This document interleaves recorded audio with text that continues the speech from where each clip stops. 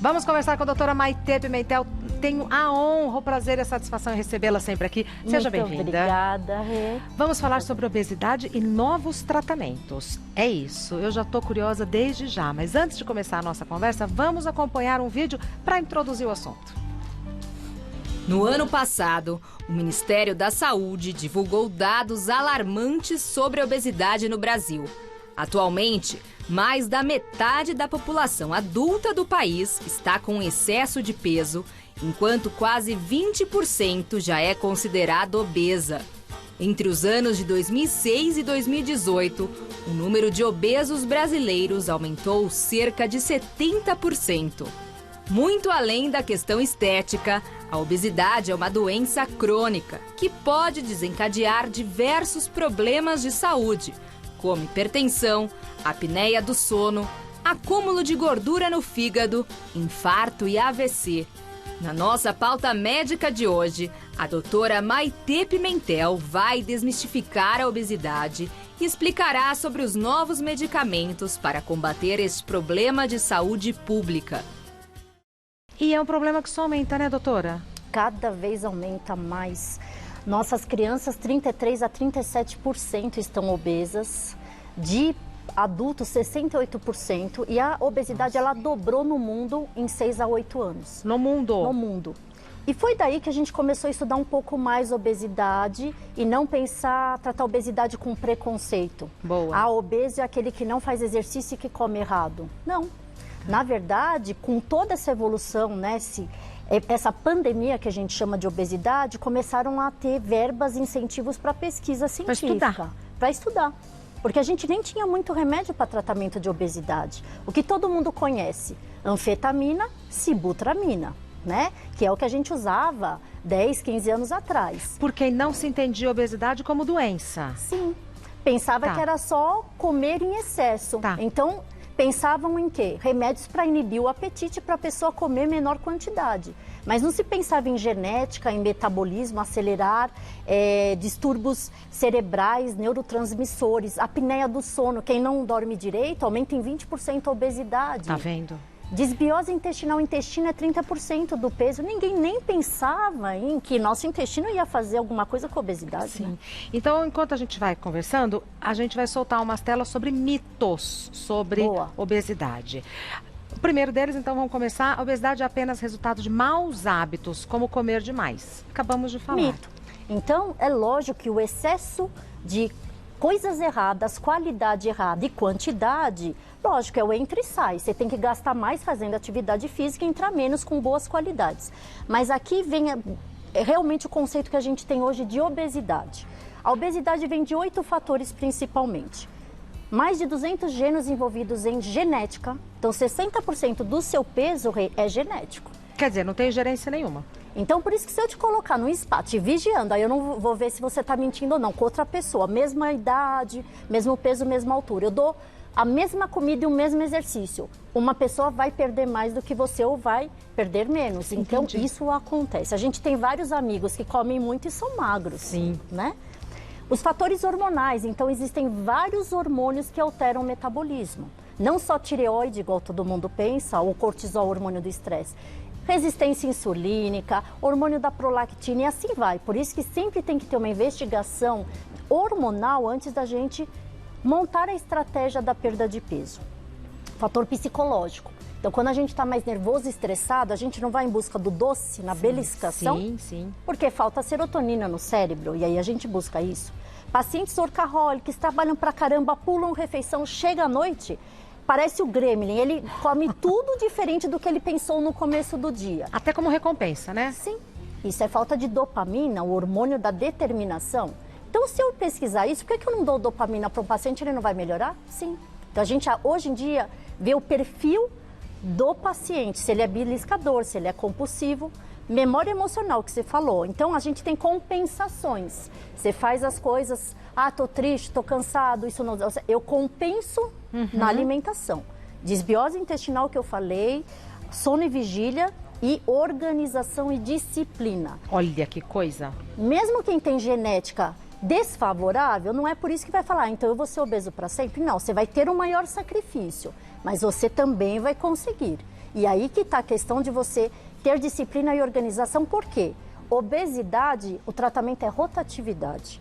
Você não adianta tomar o mesmo remédio, não vai dar certo, a mesma dieta não vai dar certo. Você tem que enganar as células. Por isso que você usou a palavra estratégia de emagrecimento. E quando está tomando remédio, quando para, engorda tudo de novo? Ótima pergunta. Você tem mais de 200 genes que querem te voltar a engordar, porque é um supermercado de energia. Sim. Então, se você monta a mesma estratégia, você tirou o remédio, não é que o remédio não fez mais efeito, é porque o corpo está tendo outra estratégia para te engordar. Aí você tem que associar outro remédio ou trocar. Então é isso mesmo, não tirar e acabou para sempre. Você tem que enganar, e geralmente o tratamento de obesidade é com várias drogas, vários medicamentos, não só com um. Justamente porque a gente tenta pegar esse viés de erro do metabolismo. Que coisa, então o corpo funciona independente da minha cabeça. Sim. A gente tem, por exemplo, as células adipócitos, as células de gordura, elas produzem vários hormônios, até grelina, que dá mais fome. Que coisa, né? Então não é só o intestino e o cérebro, todo o mecanismo hormonal e das células, eles estabilizam o quê? A fome, centro de regulação. Tá. Apetite e não ter apetite. Qualquer redução de peso é um benefício ou não? Super benefício. Então a gente muitas vezes fala, vou perder 5, 6 quilos. Nunca a gente pensa em peso absoluto, a gente pensa em porcentagem. Então, por exemplo, quando a gente perde mais de 10% de um peso, a gente diminui o risco de um pré-diabetes em 58%. Olha o ganho. É muito. Então, assim, você vai deixar de ser diabético porque você perdeu peso. Isso é incrível, né? Concordo. Eu tenho aqui que a maioria dos casos de obesidade está relacionada com problemas das glândulas endócrinas. É mito.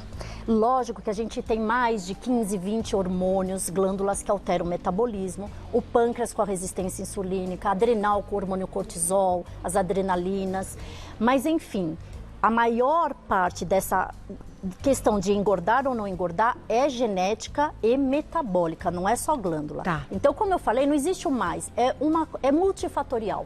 Tá. Talvez para uma pessoa, um hormônio alterado Pronto. é a questão que ela vai emagrecer, pronto. Tá. Talvez para uma pessoa é organização e disciplina. Talvez para outra é a apneia do sono, ela usando o CPAP. Quantos pacientes meus são resistentes? Doutor, eu não quero usar aquela máscara, aquilo me incomoda, aquilo é horrível. Gente, pôs o CPAP... Outra vida. Emagrece, melhora a memória, disposição, tudo. Melhora até a libido. Então, é uma coisa... E não é para sempre. Aí a pessoa emagrecendo, ela talvez nem precise mais de CPAP. Claro.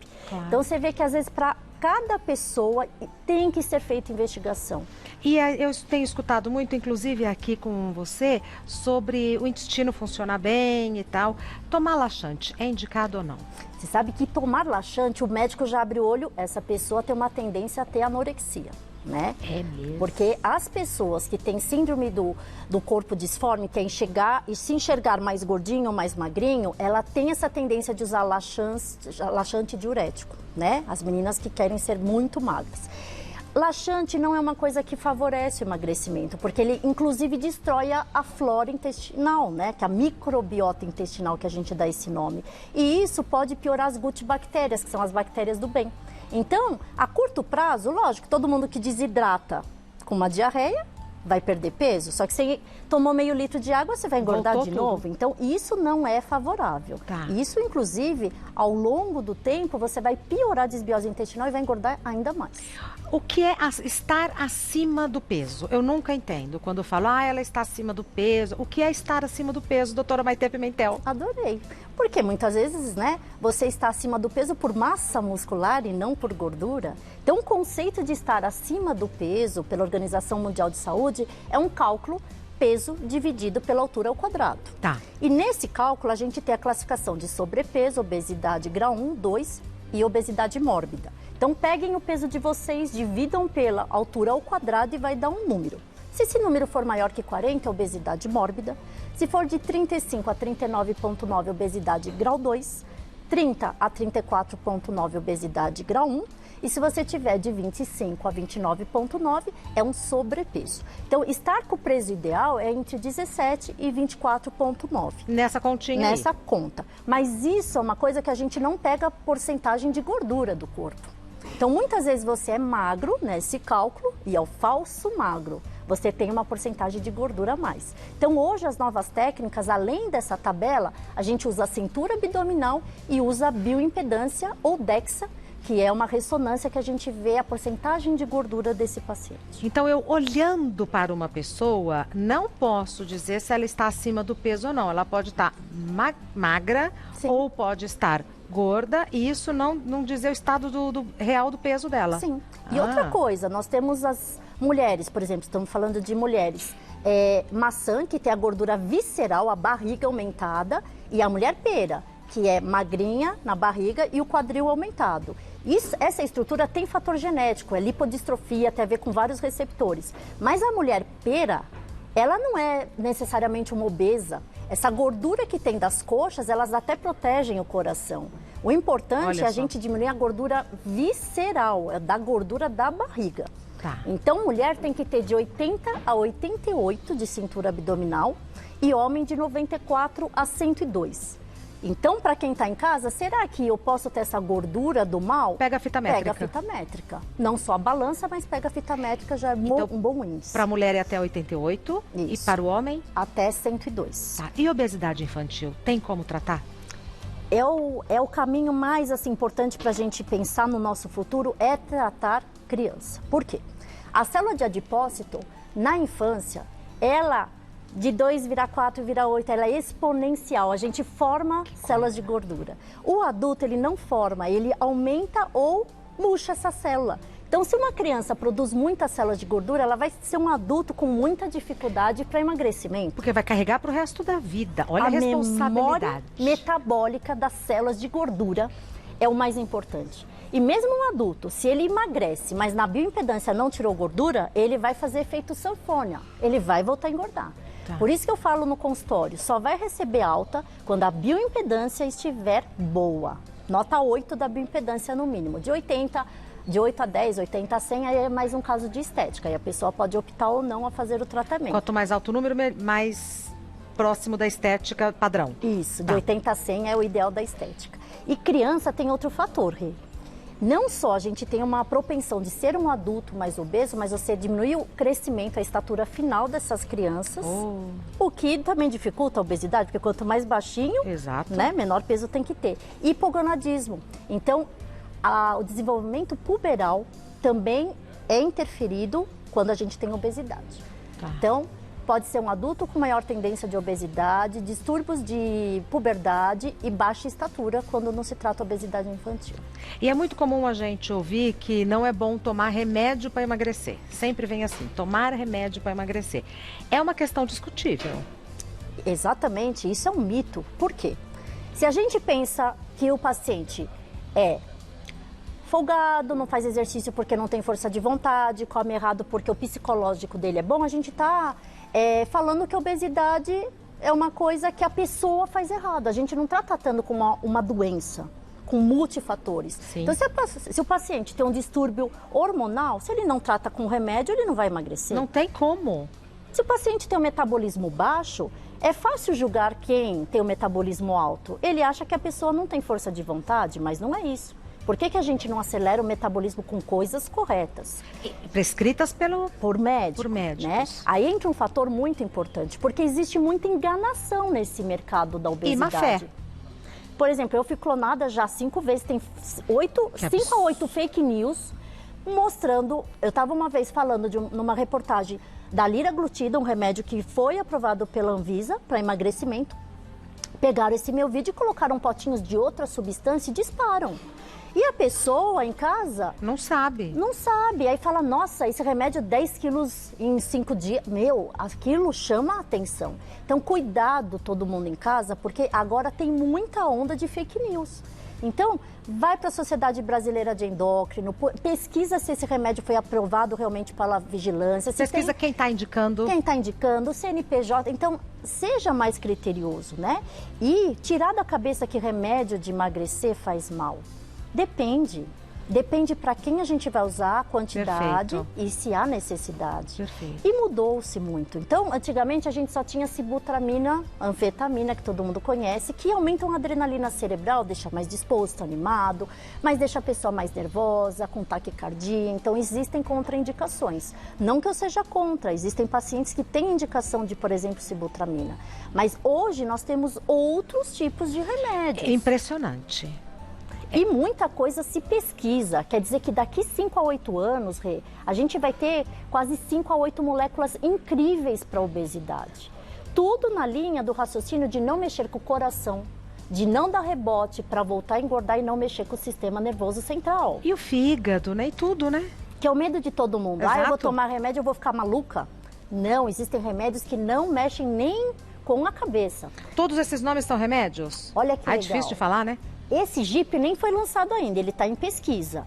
Mas é um peptídeo no intestino que aumenta a saciedade. Provavelmente ele chega daqui 2 a 3 anos no mundo. Não foi lançado. A lisdexanfetamina, você vê anfetamina, você já fica com medo, né? Mas é uma lisina grudada na anfetamina para diminuir a dependência cerebral, não criar essa vontade toda hora de tomar o remédio. Como se pegasse a parte boa, entre aspas, da anfetamina. Esse remédio sempre foi usado para TDAH, transtorno de déficit de atenção, e já foi agora aprovado pelo FDA para transtornos de compulsão alimentar. Então está aprovado para obesidade no mundo. Na bula aqui dos remédios no Brasil chega esse ano. O Orlistat todo mundo conhece, que é aquele remédio. Esse remédio, ele reveste o intestino e ele puxa 32% da gordura que você ingerir. Que tem que lançar um remédio começado com X. Xene. Usa esse aí.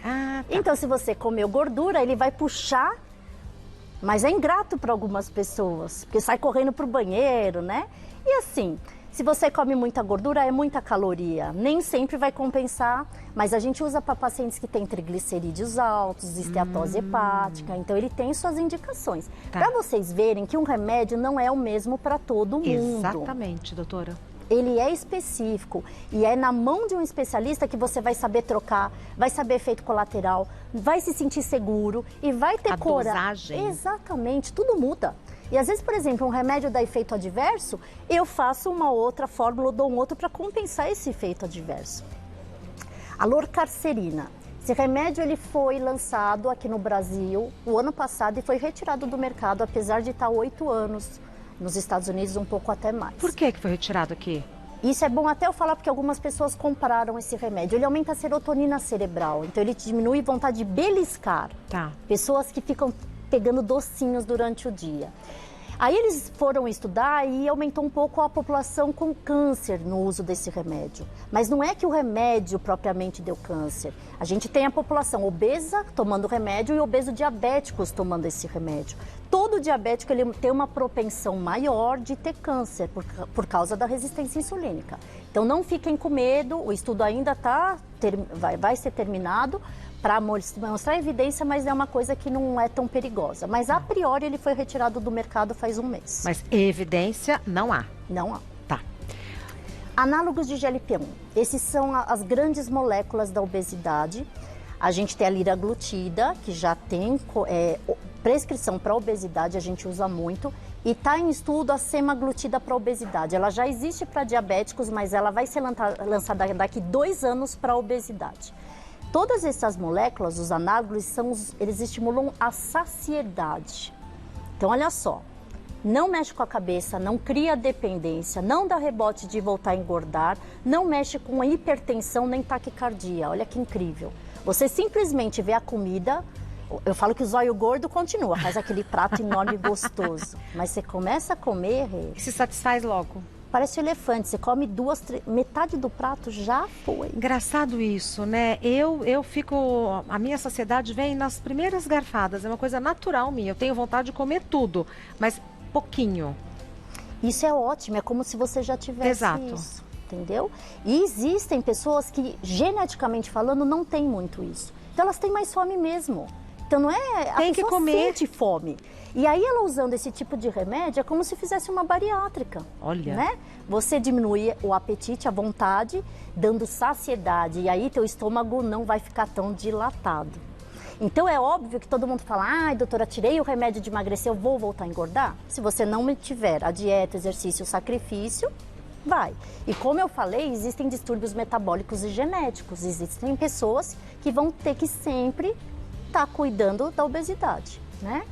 Bupropiona é um remédio para ansiedade, não é na bula ainda para obesidade, mas a gente acaba usando, porque se um paciente come por ansiedade, se eu tiro a ansiedade, diminui a vontade de comer. Inibidores de SGLT2 são aprovados para perda de peso somente em diabéticos, tá? Existem estudos nos Estados Unidos com alguns inibidores, como a canagliflozina, que foi estudada para obesidade, mas no Brasil ainda não existe essa possibilidade. Mas diabéticos obesos podem usar essa molécula que tira 20 saquinhos de açúcar pela urina. Você perde 400 calorias por dia. Maravilhoso. Sem fazer nada a mais. É como se fizesse uma aula de natação. Sim. É incrível, né? Incrível. Topiramato. Topiramato, ele é usado até para enxaqueca, ele é usado para convulsões, mas ele é um remédio que, incrivelmente, diminui a compulsão alimentar. Então, tem pacientes que, às vezes, acordam de madrugada com uma vontade de beliscar alguma coisa, de abrir a geladeira. A ponto de acordar, doutora Maitê. A ponto de acordar. E a compulsão alimentar, ela não é só alimentar. Então, existem pessoas com compulsão por compras, compulsão por trabalho, compulsão por drogas. E todos esses tratamentos compulsivos, existem alguns remédios, como o topiramato, que a gente lança a mão. Perfeito. Temos perguntas do pessoal de casa. Que explicação maravilhosa, hein? Detalhado. Isso é um vídeo para a gente ver e rever e rever. Perguntas pega aqui, emoção. Perguntas para a doutora Maitê Pimentel sobre obesidade, começando com a Rosane.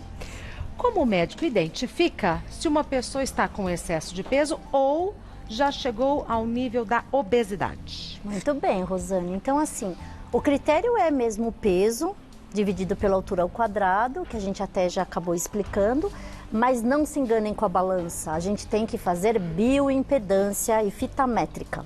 Então, acabou essa história de só se pesar. Então, realmente quer controlar teu peso, tua obesidade, faça a bioimpedância, não tem como. E a gente faz também marcadores de outras coisas. Por exemplo, a esteatose hepática, a gordura de fígado, ela é decorrente da obesidade. Então, a gente geralmente também pede um ultrassom para ver se tem a gordura no fígado, marcadores de sangue que mostram inflamações. Então, a gente tem outros mecanismos. Por exemplo, dá um exame de sangue para eu ver um paciente sem enxergar, eu consigo detectar se ele é obeso ou não, por vários marcadores bioquímicos. Então, é uma dica aí. Então, parem de pensar só em balança. Boa, boa. Próxima pergunta é enviada pela Fabiola. Há 3 anos, tive alguns problemas emocionais e engordei mais de 30 quilos. Neste tempo, também descobri diabetes. Fazer um tratamento para emagrecer já ajuda a diminuir a glicemia ou também será preciso tomar um medicamento específico para diabetes? Excelente pergunta. Então, assim, Fabiola, no fundo você quer saber, se eu emagrecer, eu vou reverter o meu diabetes? Tá subentendido isso, né? Todo mundo que passa por um estresse muito grande, nervoso, alterações, a gente tem a facilidade de recompensa na alimentação, porque é um dos grandes prazeres da vida, a alimentação. Concordo. Né? Então é muito comum em fases de estresse a gente ter um ganho de peso, tá? Quando a gente aumenta o peso, a gente sobrecarga o pâncreas, que é um órgão que produz insulina. Se ele era para trabalhar 8 horas, ele trabalha 12, 18, ele vai entrar em descompensação, o que a gente chama de resistência insulínica. Se essa insulina alterou o pâncreas a ponto das células dele serem lesadas, que é a célula peptídeo C que a gente vê, a reserva do pâncreas, não dá para voltar mais atrás. Então, um diabetes estabelecido é que você perdeu as células de função do pâncreas. Para sempre. Para sempre. E você pode controlar a partir de então do diagnóstico para que isso não piore. Agora, se é uma resistência insulínica que não lesou ainda totalmente essas células beta-pancreáticas, a gente sim consegue, por exemplo, num pré-diabetes ou num diabetes bem inicial, emagrecendo, melhorando dieta, exercício, diminuindo os carboidratos simples, que é o arroz, em primeiro lugar, branco, o pão, a massa, farináceos, doces industrializados, reverter isso. Então, depende. E é uma estratégia muito importante que a gente coloca hoje em dia. Quem é pré-diabético, por favor, corram. A gente tem estudos científicos que até remédios hoje conseguem dar uma melhorada para você deixar de ser o diabético. Corra enquanto há tempo. Enquanto há tempo. Tá. Depois que você lesou a célula, não tem mais o que fazer. Próxima pergunta. Andréia, minha endócrino me passou um remédio que inibe o apetite, mas eu estou com receio de tomá-lo. Quais os efeitos colaterais que ele pode causar e qual o tempo máximo de uso? É aquilo que a gente fala, né? Remédio para emagrecer e tal. Então, a resposta é depende, né?